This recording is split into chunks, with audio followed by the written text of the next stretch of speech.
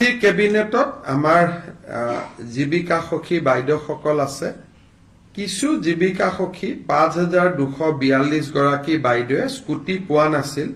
তেওঁলোকক আমি একোখনকৈ স্কুটি দিবৰ বাবে সিদ্ধান্ত গ্ৰহণ কৰিছো। কিছু ট্ৰান্সপোৰ্ট টেক্সত আমাৰ হাল সলনি আছে, বিশেষকৈ ই-ৰিক্সা আদি সহায় কৰাৰ কাৰণে এই সম্পৰ্কৰো বিল এখন কেবিনেটত আহিব। আজি কেবিনেটত লোৱা এটা ডাঙৰ সিদ্ধান্ত হ'ল অৰুণোদয় আঁচনিৰ সম্প্ৰসাৰণ। আজিৰ ডেটত ২৭ লাখ ব্যক্তিয়ে অৰুণোদয় আঁচনিৰ সুবিধা লাভ কৰি আহিছে। এতিয়া আমি প্ৰতি সমষ্টিতে আৰু ১০,০০০কৈ অৰুণোদয় আঁচনিৰ আমি হিতাধিকাৰী দিব খুজিছো। যি ধৰণে আমি লোকসভা নিৰ্বাচনত আপোনালোকে জানে যে আমি সমীক্ষা পত্ৰ বিতৰণ কৰিছিলো। সমীক্ষা পত্ৰবিলাক উভতি আহিলে তাতে আমি দেখা পালো যে ১০-১২ লাখ মানুহৰ হাতত অৰুণোদয় নাই। সেইকাৰণে আমি অৰুণোদয় আঁচনিখনত নতুনকৈ ১২,৬০,০০০ নতুন হিতাধিকাৰীক আমি অন্তৰ্ভুক্ত কৰিবলৈ সিদ্ধান্ত লৈছো। ই অৰুণোদয় ৩ নামেৰে জনাজাত হ'ব। অৰুণোদয় ২ৰ বেনিফিচিয়াৰীসকলেও ৩ৰ বাবে নতুনকৈ আবেদন কৰিব লাগিব আৰু ৩ত নতুনকৈও আবেদনকাৰী অন্তৰ্ভুক্ত হ'ব। এই অৰুণোদয় ৩ৰ প্ৰক্ৰিয়াটো ১৫ ছেপ্টেম্বৰৰ পৰা আৰম্ভ হ'ব আৰু আমি ১ ফেব্ৰুৱাৰীত নতুন হিতাধিকাৰীসকলক আমি অৰুণোদয় আঁচনি দিয়া আৰম্ভ কৰিম। তেতিয়ালৈকে পুৰণা অৰুণোদয় হিতাধিকাৰীসকলে নিৰন্তৰভাৱে অৰুণোদয় পাই থাকিব। কিন্তু যেতিয়া ১ ফেব্ৰুৱাৰীত আমি নতুন অৰুণোদয় দিব যাম, পুৰণা বেনিফিচিয়াৰী ২-এজন হয়তো তেওঁলোকৰ কোনোবা ঘৰত চাকৰি পালে, কোনোবা ঘৰত গাড়ী কিনিলে, বিভিন্ন কাৰণত তেওঁলোকে নাপাব। কিন্তু এইবাৰ অৰুণোদয় এটা আমাৰ কণ্ডিশ্যন হ'ল যে ৰেচন কাৰ্ড থকা মানুহে অৰুণোদয় পাব। ৰেচন কাৰ্ড নাথাকিলে অৰুণোদয় নাপায়। ৰেচন কাৰ্ড থাকিলে অৰুণোদয়টো কিয় পাব? ৰেচন কাৰ্ডবোৰ আধাৰ লিংক, গতিকে অট'মেটিক অৰুণোদয়টো তেতিয়া আধাৰ লিংক হৈ যাব। নহলে মই যোৱাবাৰ আপোনালোকক কৈছো যে বহুত সময়ত কিছু অৰুণোদয় বেনিফিচিয়াৰীত কিছুমান মানুহৰ নাম সোমাইছে যাক বিচাৰি পাব দিগদাৰী হয় পিছত। কেবিনেটত বহুত দিনৰ পৰা আপোনালোকে জানে মই আচৰিত হৈ আছিলো, মাজে মাজে চিন্তিত হৈ আছিলো। আমাৰ লুৰিণজ্যোতি গগৈ আৰু জগদীশ ভূঞাই মাজে মাজে পেপাৰ আৰু টিভিত কৈ থাকে যে আমি শংকৰদেৱ বঁটাটো দিয়া নাই। আপোনালোকে শুনি থাকে। তেতিয়া আমি সুধিছিলো যে কিয় শংকৰদেৱ বঁটা দিয়া নাই, দিয়াটোতো আমাৰ কোনো আপত্তি নাই। তেতিয়া আমি গম পালো যে ২০০৮ চনত কংগ্ৰেছ চৰকাৰে এটা সিদ্ধান্ত ললে যে শংকৰদেৱ বঁটা বছৰে বছৰে দিয়া নহব, ৩ বছৰতহে এবাৰ দিয়া হ'ব।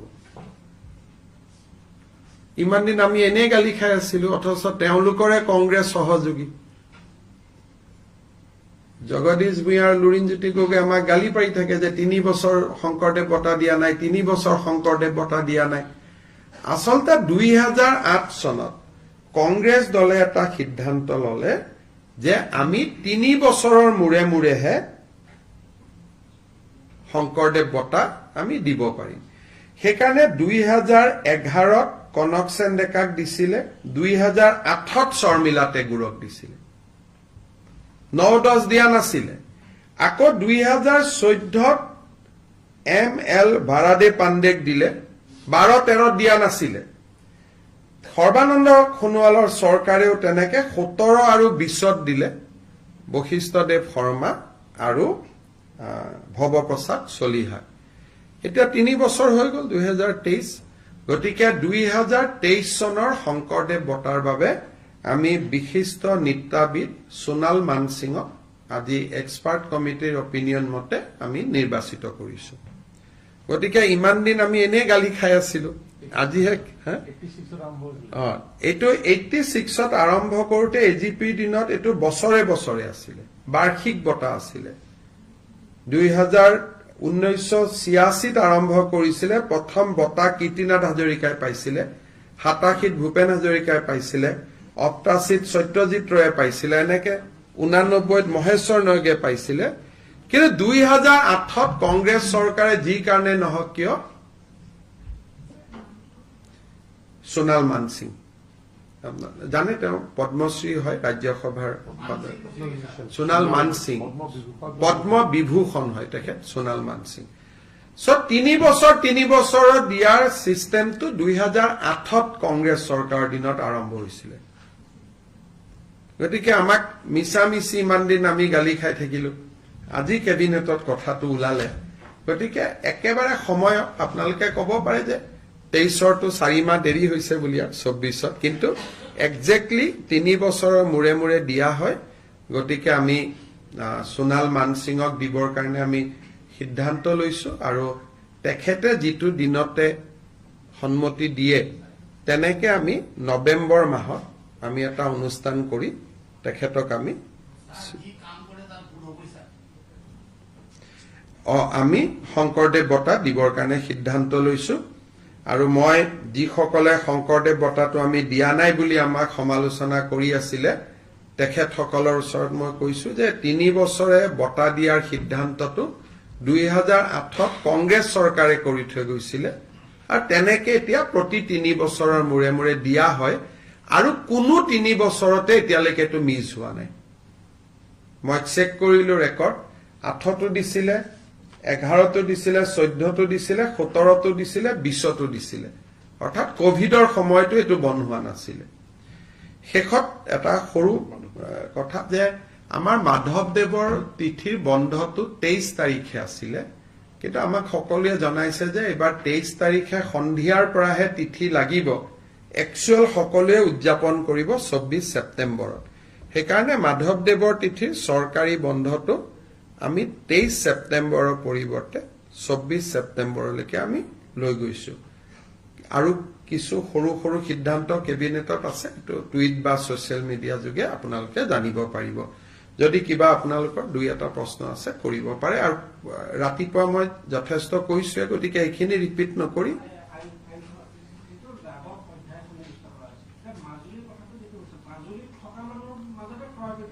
মাজুলীত থকা মানুহৰ মাজত ক্ৰয় বিক্ৰয় হ'ব, আৰু আজি থাকিলে নহ'ব, 3টা প্ৰজন্মৰ পৰা থাকিব লাগিব।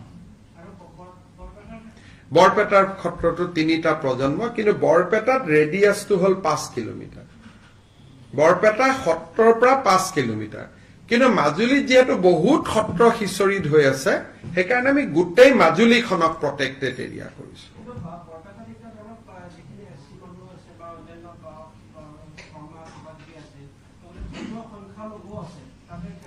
ধৰ্মীয় সংখ্যালঘুও কিনিব পাৰিব যদি 3টা প্ৰজন্মৰ আগৰ পৰা তেওঁলোক আছে।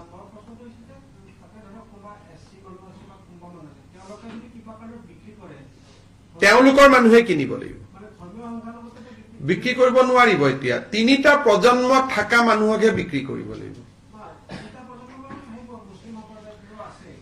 তেতিয়া পাৰিব। কিন্তু আমি জানাত 3টা প্ৰজন্ম তাতে থকা মুছলিম সম্প্ৰদায় নাই। 51 চনত তাত কোনো মুছলিম সম্প্ৰদায়ৰ মানুহ নাছিলে। আমি হিচাপ কৰি লৈছো, 3টা প্ৰজন্ম মানে 1951 হ'ব, আৰু বিপ্লৱ শৰ্মা কমিটিৰো ৰিপৰ্ট 1951। গতিকে 3টা প্ৰজন্ম মানে 75 বছৰ, 75 বছৰ মানে 1951, আৰু 1951ত তাত এজনো ধৰ্মীয় সংখ্যালঘু নাছিলে, বটদ্ৰৱাটো নাছিলে।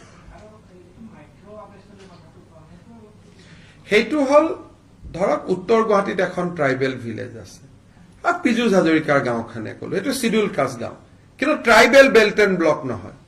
এতিয়া সেইটো আমি ট্ৰাইবেল বেল্ট এণ্ড ব্লক কৰি দিম এজ পাৰ চেপ্টাৰ 10। যিটো মাইক্ৰ' ট্ৰাইবেল, আগতে চেপ্টাৰ 10ত আছিল ট্ৰাইবেল বেল্ট ব্লক, এটা ডাঙৰ এৰিয়া।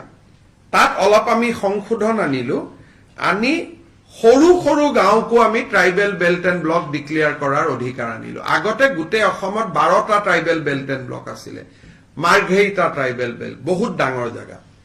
সেইখিনি কণ্টিনিউ কৰিব, তাত আমি কোনো বাধা দিয়া নাই, এইটো যেনেকে আছে তেনেকে থাকিব। কিন্তু উত্তৰ গুৱাহাটীত ৰধলা বুলি এখন বড়ো সমাজৰ গাঁও আছে, এতিয়া তাত ইণ্ডাষ্ট্ৰিয়েলাইজেশ্যন হৈছে, ট্ৰাইবেল বেল্ট এণ্ড ব্লক নহয়, গতিকে বড়ো মানুহখিনিৰ মাটিটো লাহে লাহে যাব আৰম্ভ হৈছে। গতিকে সেই গাঁওখন এতিয়া ট্ৰাইবেল বেল্ট এণ্ড ব্লক হ'ব, সেইটো থাকিবই। সেইটো এটা বেলেগ, কলে উচ্ছেদলৈকে যোৱাটো এটা বেলেগ বস্তু, সেইটো এতিয়া মই কি কৰিব পাৰো কওক? হাজাৰ হাজাৰ মানুহ আছে, সেইটো এটা হাজাৰ হাজাৰ মানুহক উচ্ছেদ কৰাটো এটা আজিৰ দিনত এইটো সম্ভৱ নহয়। আমি সেইটো বিতৰ্কত আজি কিয় যাওঁ? আমি আজি সেইটো কৰাৰ, আপুনি যে মোক প্ৰশ্নটো সুধি আছে, আপোনাকে বেয়া পাব, আমাৰ গোটেই অসমীয়া মানুহবিলাকে আছে ট্ৰাইবেল বেল্ট এণ্ড ব্লকত, ওদালগুৰিত এইবিলাক সমস্যাটো আমাৰো আছেতো। ট্ৰাইবেল বেল্ট এণ্ড ব্লকক ইউজিদা নহয়, আমাৰ শৰ্মা কলিতা মানুহে আছে। এই প্ৰশ্নটো যদি মই আলোচনাও কৰো, BTCৰ ইলেকশ্যনত এটা ইছ্যু হৈ যাব। গতিকে আপুনি নিকাচিত যাওক, নিকাচি এখন ট্ৰাইবেল বেল্ট এণ্ড ব্লক, আৰু নিকাচিত মহেন্দ্ৰ মোহন চৌধুৰীয়ে গোটেই অসমীয়া মানুহবিলাকক তাতে বহাই থৈ আহিছে। গতিকে এইটো প্ৰশ্ন যদি মই এটা আলোচনা কৰো আৰু টিভিত যদি মানুহে শুনে, লগে লগে ৰাতিয়ে তাতে হুলস্থুল আৰম্ভ হৈ যাব। গতিকে অসমখন খুব সেন্সিটিভ জাগা, গতিকে চব বস্তু টিভিতে আলোচনা কৰি দিলে মানুহৰ মাজত প্ৰতিক্ৰিয়া হৈ যায়। সেইকাৰণে আমি মাইক্ৰ ট্ৰাইবেল বেল্ট ব্লকৰ ওপৰত মোক আজি প্ৰশ্ন সোধক, ট্ৰাইবেল বেল্ট এণ্ড ব্লকৰ ওপৰত প্ৰশ্নটো বেলেগ এদিন সুধিব। Mr. Chief Minister, as you have said, this new bill which will be brought in the assembly as far as Muslim marriage and registration is concerned, what is the name of the bill? The bill is the Assam Compulsory Registration of Muslim Marriage and Divorce Bill 2024.